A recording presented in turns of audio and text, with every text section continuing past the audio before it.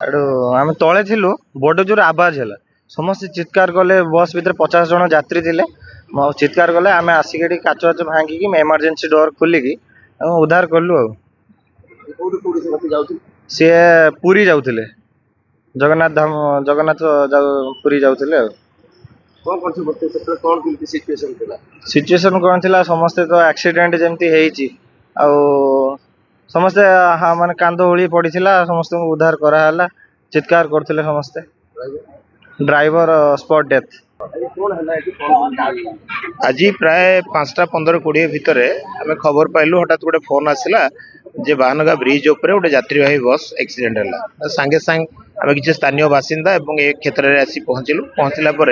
Bridge T पूरा पुल उपरे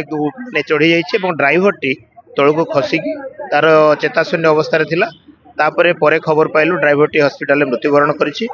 एवं 30 रु ऊर्ध्व यात्री खंतापड़ा हॉस्पिटल को प्राथमिक चिकित्सा पठा जाइछि फायर वाला सहायतार से लोक उद्धार करा जाइछि एवं जो माने भलो अछंती तांको बाहनगा हाई स्कूल रे रखा जाई तांकर सखाळ टिफिन एवं तांकर आसु चिकित्सा पई मध्य मेडिकल टीम को सेठी पठा जाइछि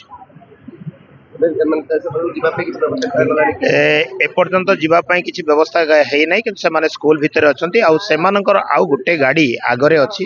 एवं यथाशीघ्र आम जीवापाई संपूर्ण व्यवस्था करूँ।